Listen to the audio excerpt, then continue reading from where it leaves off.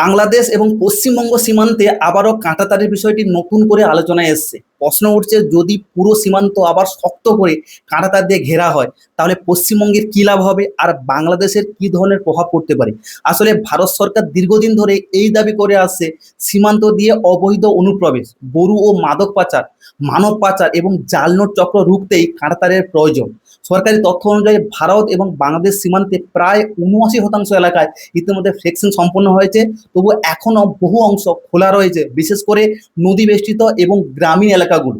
পশ্চিমবঙ্গের দৃষ্টিকোণ থেকে দেখলে কাঁটাতারের সব থেকে বড় সুবিধা হলো সীমান্তের নজরদারি আরো শক্তিশালী হওয়া। ভারতীয় স্বরাষ্ট্র মন্ত্রকের তথ্য বলছে ২০২৫ সালে ভারত এবং বাংলাদেশ সীমান্তে ১০০-র বেশি অনুপ্রবেশের চেষ্টা ধরা পড়েছে এবং ২৫০০-এর বেশি গ্রেপ্তারও হয়েছে।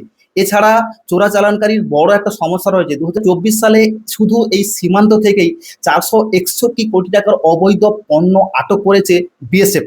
গত ১০ বছরে সর্বোচ্চ কিন্তু রেকর্ড ছাড়িয়েছে। ফলে কাঁটাতার বাড়লে পশ্চিমবঙ্গের নিরাপত্তা এবং প্রশাসনিক নিয়ন্ত্রণ আরও বাড়বে বলে মনে করছেন ভারতীয় কর্তৃপক্ষ। তবে বাংলাদেশের জন্য এর কিছুটা অর্থনৈতিক এবং সামাজিক প্রভাব পড়তে পারে।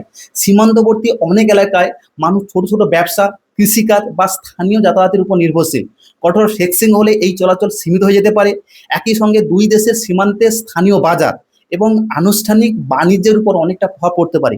যদিও সরকারিভাবে বাংলাদেশ অবৈধ কার্যকলাপ বন্ধের পক্ষে কিন্তু অবস্থান নিয়েছে এবং বিএসএফ এবং বিজিবি যৌথভাবে সীমান্তে শান্তি বজায় রাখার চেষ্টা করছে। এখন প্রশ্ন হলো, কাঁটাতার দেওয়া কি শুধু একটি নতুন বিষয়? একদমই নয়। ১৯৯০ দশকের সময় থেকেই ভারত ধাপে ধাপে বাংলাদেশ সীমান্তে ফ্লেক্সিং শুরু করেছে। মূল উদ্দেশ্য ছিল অবৈধ অনুপ্রবেশ এবং পাচার কমানো। এরপর বিভিন্ন সময় সীমান্ত এলাকায় কাঁটাতার বাড়ানো হয়। ভারতীয় সংসদে দেওয়া তথ্য অনুযায়ী বর্তমানে ৩,২০০ কিলোমিটারের বেশি সীমান্তে ফ্লেক্সিং সম্পন্ন হয়েছে। ভারতের দাবি, এতে সীমান্তে অপরাধ অনেকটাই নিয়ন্ত্রণে আসবে। তবে সমালোচকরা বলছেন, শুধু কাঁটাতার দিলেই সব সমস্যার সমাধান হবে না, কারণ নদীপথ এবং দুর্গম এলাকায় এখনও অনুপ্রবেশের অভিযোগ রয়েছে। বর্তমানে নতুন করে কাঁটাতার নিয়ে আলোচনার বাড়ার পেছনে কয়েকটি কারণ রয়েছে। প্রথমত, সাম্প্রতিক বছরগুলোতে সীমান্তে অনুপ্রবেশ এবং পাচারের ঘটনা বেড়েছে বলে ভারতীয় সংবাদ মাধ্যমগুলো দাবি করছে। দ্বিতীয়ত, পশ্চিমবঙ্গের কিছু এলাকায় এখনো বড় অংশে ফ্লেক্সিং বিহীন রয়েছে। সংবাদ মাধ্যমের রিপোর্ট অনুযায়ী উত্তর ২৪ পরগনা এবং শিলিগুড়ি অঞ্চলে নতুন করে জমি হস্তান্তর করে দ্রুত কাঁটাতার নির্মাণের কাজ শুরু হয়েছে।